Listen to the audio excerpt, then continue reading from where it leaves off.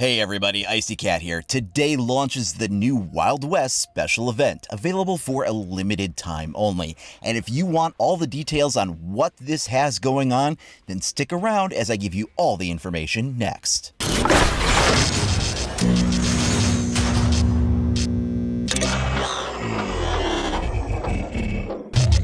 When you first start up the game today, you will see the Showdown splash screen here. This is going to let you know exactly what's going on. It tells you there is an active event calendar that will be available to play starting today, July 2nd, and will last for 2 weeks, and will be accompanied by the Showdown collection. The playlist settings are a fast-paced 3 versus 3 secure area match in Fort Truth, a unique Western-style map. Completing the event challenges will earn you a pack from the Showdown collection and a unique weapon skin for the Boss G 12.2. Now, everybody is going to get a chance to earn at least one free item from the special Showdown pack. You get a free one when you first launch the event. We also get this cool new splash screen showing some of the characters decked out in the Western gear from that event, along with a Discovery Playlist Showdown icon down in that lower right corner to launch the mode. First, let's start by taking a look at the Showdown packs themselves. You can see, as usual, they have a special event skin applied to the alpha packs. All right, so let's open up this first free one that I've got here and just see what we get. So we've got a unique headgear for Capitao. It's called Frontier Man. Now, these packs are random, so whatever you open will probably be a different item from the collection.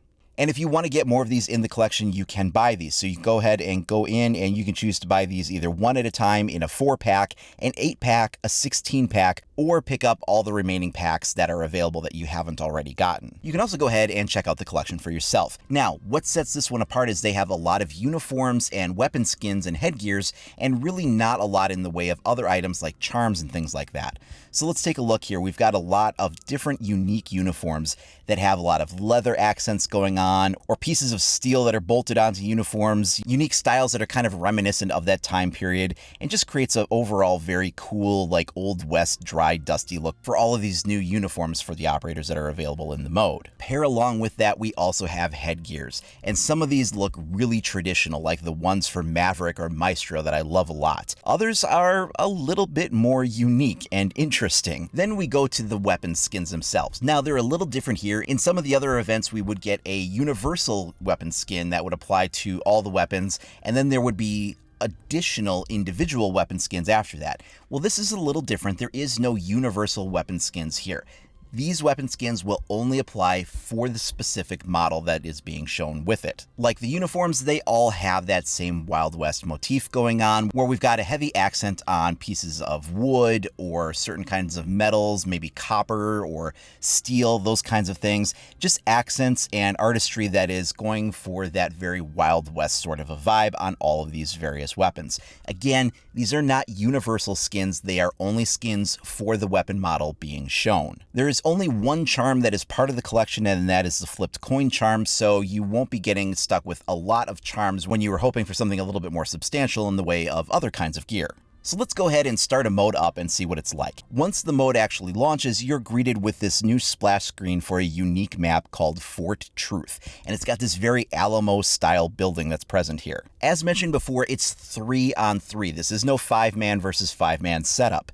But you do have 5 operators to pick from. On defense, you can pick from Rook, Caveira, Maestro, Alibi, or Kaid. You also can always take Recruit. On attack, you have Ash, Twitch, Glaz, Capitao, or Maverick. Now, everybody has the same loadout. Whether you're on offense or defense, your primary is going to be the Boss G 12.2 shotgun, and your secondary is going to be the revolver. No matter which side you're on, that is your loadout. And it's only iron sight. No attachment sights are allowed in this game mode. The secondary gadgets are also going to be the same for the team.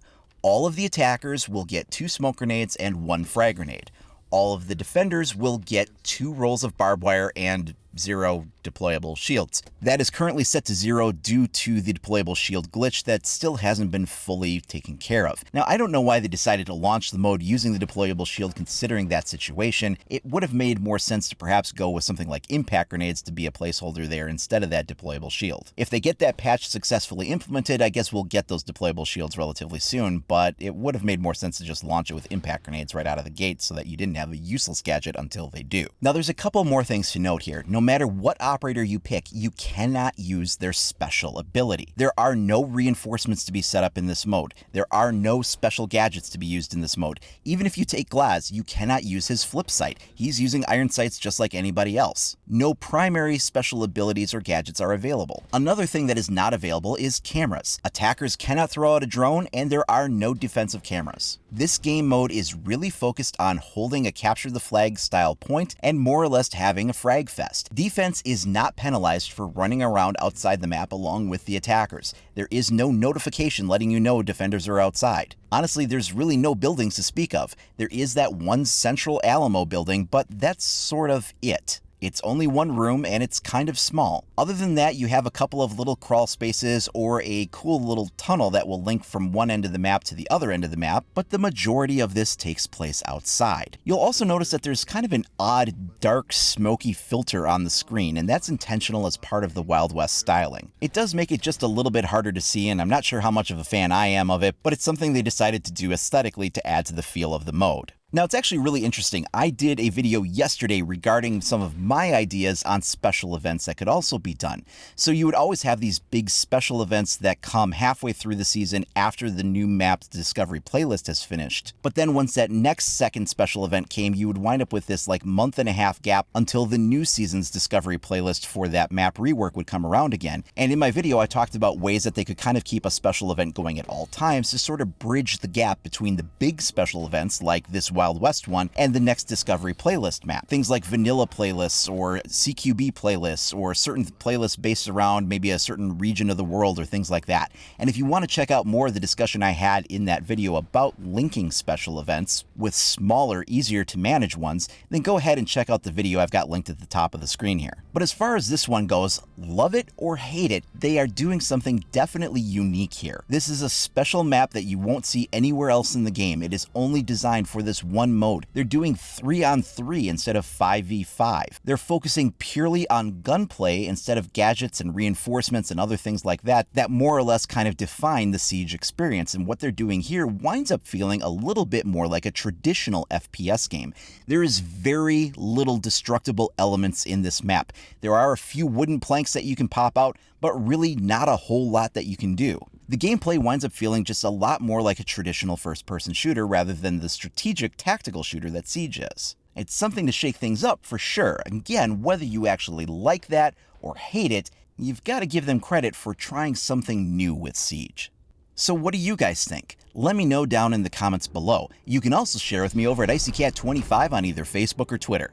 Now, if you haven't already, please do like and subscribe. Make sure to click that notification icon so you're alerted as soon as I make new content available.